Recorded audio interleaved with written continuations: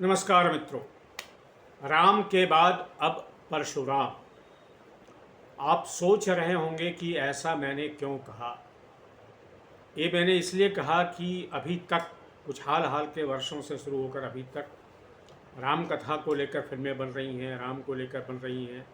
यहाँ तक कि अभी जो नई नई फिल्म आई है सिंघम अगेन, उसमें भी राम कथा को ही आधार बनाया गया है। लेकिन अब परशुराम कथा को आधार बना करके भी एक फिल्म आने वाली है। जी हाँ, एक नई खबर है। और ये फिल्म जो होगी, ये दिनेश विजान जो बहुत महत्वपूर्ण प्रोड्यूसर हैं बॉलीवुड के, और आजकल जो स्त्री जो फिल्म रही है जो हॉरर कॉमेडी की, उसके बड़े बेताज बादशाह होकर उभरे हैं हॉरर कॉमेडी के। तो अब लेकिन वो एक माइथोलॉजिकल फिल्म बनाने जा रहे हैं जो परशुराम पर आधारित होगी, और जिसमें जो मुख्य भूमिका होगी वो विकी कौशल की होगी। जी हाँ, विकी कौशल परशुराम की भूमिका निभाएंगे। आप सब जानते होंगे, जो राम कथा से वाकिफ़ हैं, परिचित हैं, वे जानते होंगे कि राम की कथा में या राम कथा में परशुराम की बड़ी अहमियत है। लेकिन परशुराम की अहमियत सिर्फ राम कथा में नहीं है। परशुराम तो 10 अवतारों में एक गिने जाते हैं। बाद में उस तरह से वो उतने महत्वपूर्ण नहीं रहे, लेकिन उनका व्यक्तित्व भी बड़ा महत्वपूर्ण है। कई कथाएं जुड़ी हुई हैं, कई उपकथाएं जुड़ी हुई हैं परशुराम से। तो और परशुराम की वीरता के भी कई सारे प्रमाण हैं या कई सारी कथाएं हैं। और परशुराम सिर्फ राम कथा में नहीं है, परशुराम महाभारत की कथा में है। ये भी आपको जानिए कि जो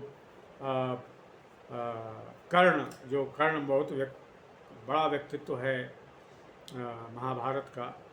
उसके गुरु भी परशुराम थे। परशुराम से उसने धनुष की शिक्षा ली थी, धनुष चलाने की शिक्षा ली थी, धनुष बाण की शिक्षा ली थी, और कैसे परशुराम ने उसको शाप भी दिया था।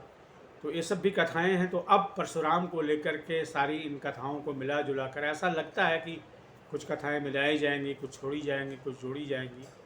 तो अब दिनेश विजन फिल्म बनाने वाले हैं, और विकी कौशल जो हैं इसमें परशुराम की भूमिका निभाने वाले हैं। विकी कौशल की अभी फिल्म छावा आने जा रही है, कुछ दिनों में रिलीज होगी।